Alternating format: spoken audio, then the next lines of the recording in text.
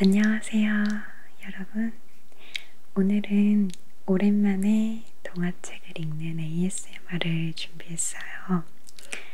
이전에 일본어로 동화책을 읽었을 때 어린 시절로 돌아간 것 같다, 너무 좋다 라는 말씀을 다들 많이 해주셔서 한국어로도 한번 읽어보려고 합니다. 제가 준비한 동화책은 어린 왕자라는 동화책이고요. 모두들 많이 아시죠?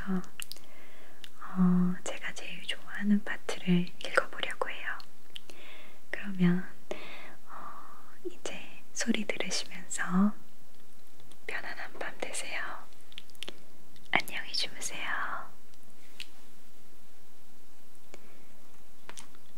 그래서 6해 전에 사하라 사막에서 비행기가 고장을 일으킬 때까지 나는 가슴을 열어놓고 진실한 이야기를 나눌 수 있는 상대를 만나지 못한 채 혼자서 살아왔다.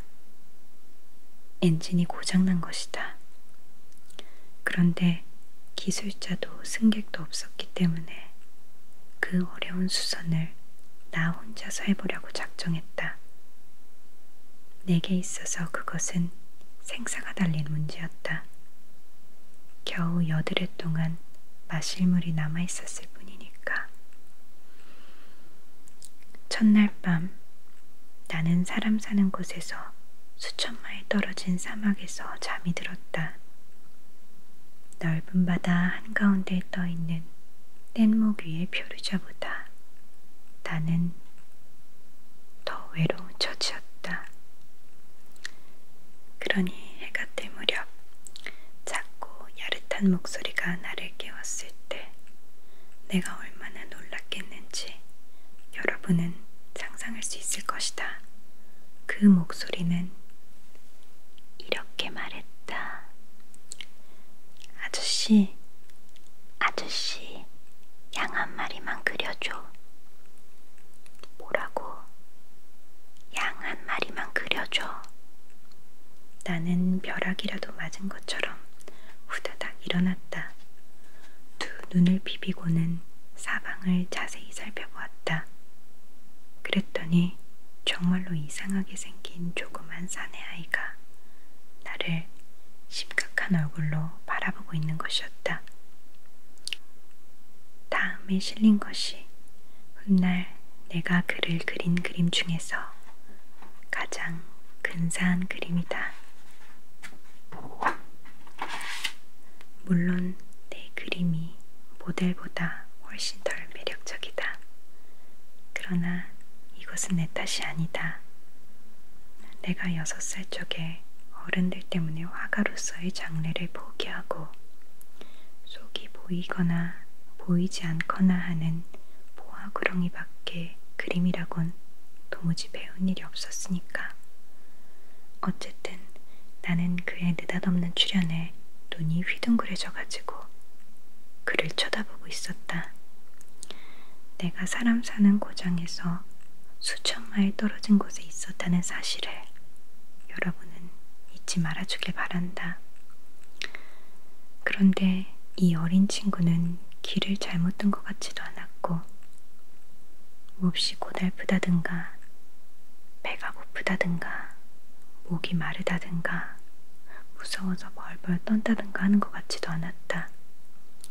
사람 사는 고장에서 수천 마일 떨어진 사막 한가운데서 길을 잃은 아이다운 표정이라고는 조금도 찾아볼 수가 없었다. 가까스로 정신을 차리고 내가 말을 걸었다.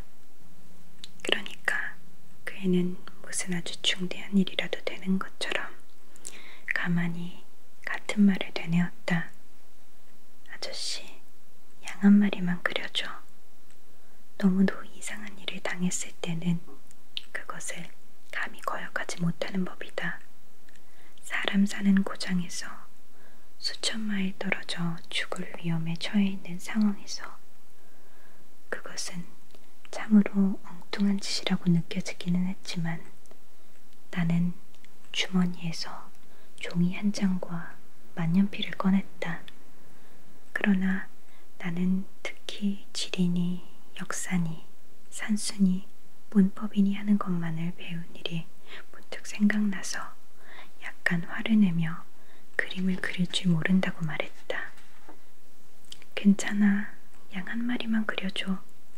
양은 한 번도 그려본 적이 없었기 때문에 나는 내가 그릴 줄 아는 두 가지 그림 중에서 하나를 그려보았다. 속이 들여다 보이지 않는 보아구렁이 그림이었다. 그런데 그 어린 친구는 놀랍게도 이렇게 대답하는 것이었다. 아니야, 아니야. 내가 언제 뱃속에 코끼리가 들어있는 보아구렁이를 그려달랬어? 보아구렁이는 매우 위험한 거야. 그리고 코끼리는 너무 거추장스럽고 우리 집은 아주 작아. 난 꼭 양이 필요해. 양 한 마리만 그려줘. 그래서 나는 할 수 없이 양을 그렸다. 그는 그림을 자세히 들여다보고 나서 이렇게 말했다. 틀렸어. 이건 벌써 잔뜩 병이 들어있는걸. 다시 하나 그려줘. 그래서 나는 또 그렸다. 그러자 어린 친구는 관대하게도 생글생글 웃었다. 이봐, 아저씨, 이것은 양이 아니잖아. 뿔이 있으니까 말이야. 그래서 또다시 그렸다. 그러나 그것도 먼저 본 것들처럼 퇴짜를 맞았다. 이건 너무 늙었어. 난 오래 살 수 있는 양을 갖고 싶어. 기관을 뜯어야 할 일이 급해 나는 더 참을 수가 없어. 그림을 아무렇게나 끄적거려 놓고 한마디 했다. 이건 상자야. 네가 갖고 싶어하는 양은 이 속에 있어. 그러자 뜻밖에도 어린 재판관의 얼굴이 환해졌다. 이게 바로 내가 갖고 싶어하던 그림이야. 이 양은 풀을 많이 줘야 할까, 아저씨? 왜 그런 걸 묻지? 우리 집은 아주 작으니까 말이야. 그거면 넉넉할 거야. 내가 준 양도 아주 작은 것이니까. 그는 머리를 숙이고 그림을 들여다보면서 말했다. 그렇게 작지도 않아.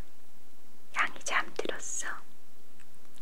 이렇게 해서 나는 어린 왕자를 알게 되었다. 나는 그 꽃에 대해 좀 더 많은 것을 알게 되었다. 어린 왕자의 별엔 전부터 꽃잎이 한 겹만 있는 아주 소박한 꽃들이 있었는데 그 꽃들은 별로 자리도 차지하지 않았고 누구를 귀찮게 하는 일도 없었다. 어느 날 아침 풀 속에 나타났다가 저녁이면 지곤 하는 것이었다. 이 꽃은 어디서 날아왔는지 모를 시에서 어느 날 싹이 텄는데 다른 싹과는 다른 이 싹을 어린 왕자는 무척 주의해서 살펴보았다. 바오밥 나무의 새로운 종류일지도 모른다고 생각했기 때문이다.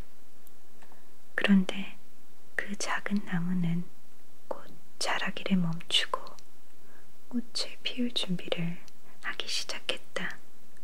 커다란 꽃망울이 맺히는 것을 지켜보고 있던 어린 왕자는 이제 곧 그 꽃에서 어떤 기적 같은 것이 나타나리라고 생각했다. 그러나 꽃은 그 연녹색 방에 숨어 언제까지고 아름답게 단장을 하기에 바빴다. 세심하게 빛깔을 고르고 옷을 찬란하게 차려입고 꽃잎을 하나씩 둘씩 다듬고 있었다.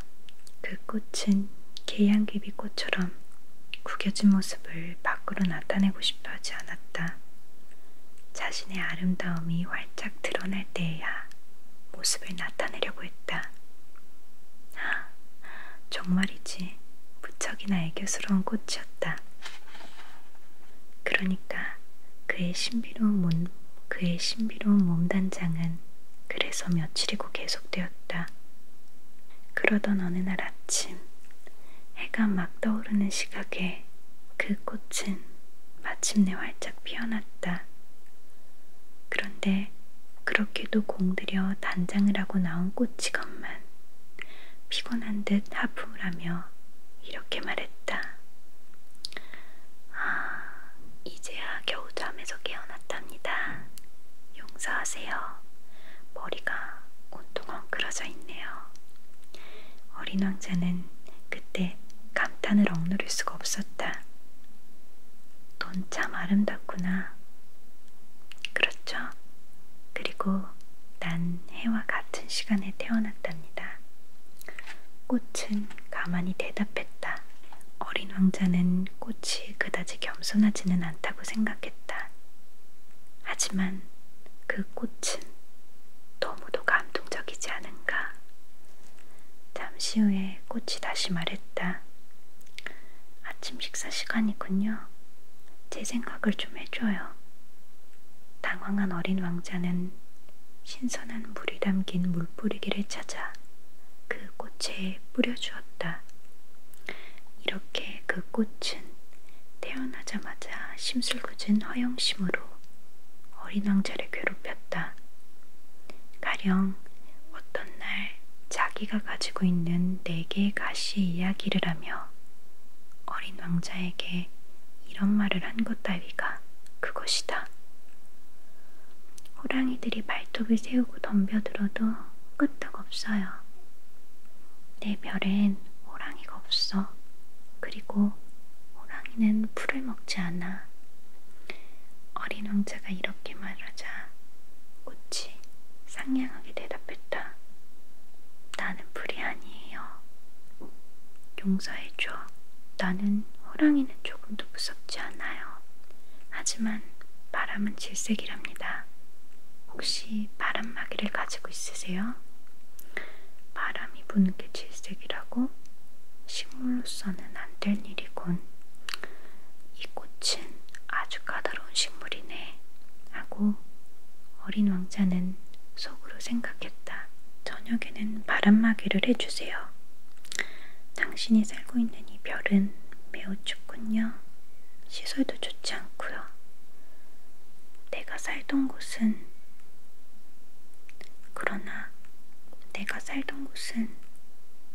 그러나 꽃은 말을 잇지 못했다. 그 꽃은 씨앗의 형태로 온 곳이었다. 그러니 다른 세상에 대해서 아는 게 있을 리가 없었다.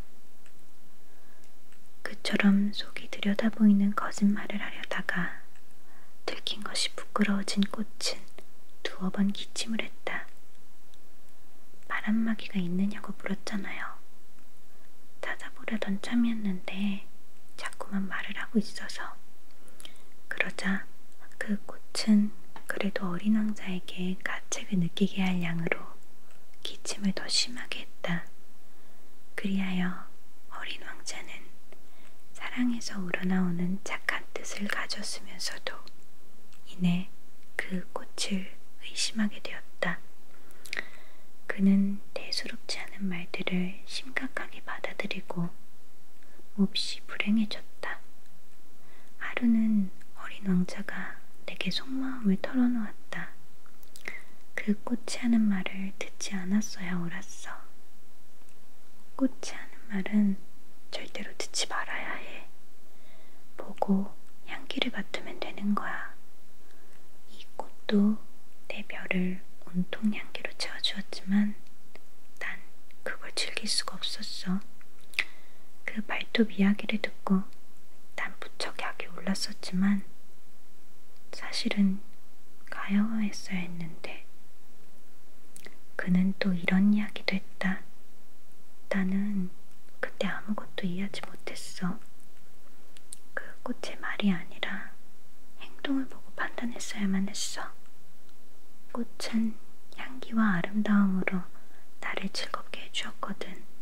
결코 도망치지 말았어야 했는데 그 꽃의 거만한 태도 뒤에 애정이 숨어 있었다는 걸 눈치챘어야 했는데 그랬어. 꽃들은 마음과 어긋나는 말을 무척 나는 너무 어려서 그 꽃을 사랑할 줄 몰랐던 거야. 나는 어린 왕자가 절세들의 이동을 이용하여 그의 별을 떠나왔으리라 생각한다. 길을 떠나던 날 아침, 그는 자기 별을 깨끗이 청소해 놓았다. 불이 뿜는 화산을 정성껏 쑤셔서 청소했다. 어린 왕자의 별에는 화라산이 2개 있었는데 그것은 아침 식사를 데우는데 매우 편리했다. 그는 불이 꺼진 화산도 하나 갖고 있었다. 그러나 그의 말대로 언제 어떻게 될지 알 수 없는 것이다. 그래서 어린 왕자는 불 꺼진 화산도 청소해 주었다. 화산들은 청소만 잘해주면 폭발하지 않고 조용히 규칙적으로 불을 내뿜는다. 화산의 폭발이란 굴뚝에서 나오는 연기와 같은 것이다. 물론 지구에 사는 우리는 너무도 작아 우리의 화산을 청소해 줄 수가 없다. 그렇기 때문에 우리는 화산 폭발로 인해 많은 곤란에 당하는 것이다. 어린 왕자는 좀 서글픈 심정으로 바오밥 나무에 나머지 싹들도 뽑아냈다.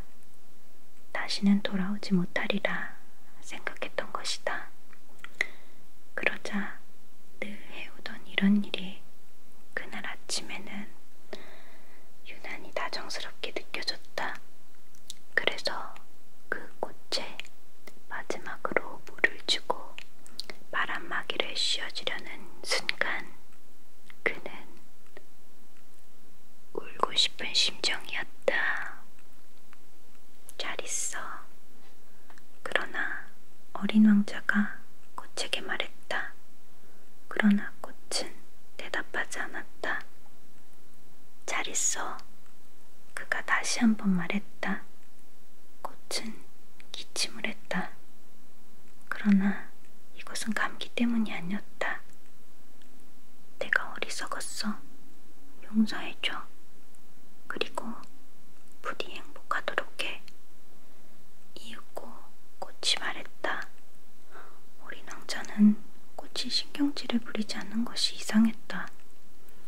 그는 바람막이를 손에 든 채 어쩔 줄 모르고 우두커니 서 있었다.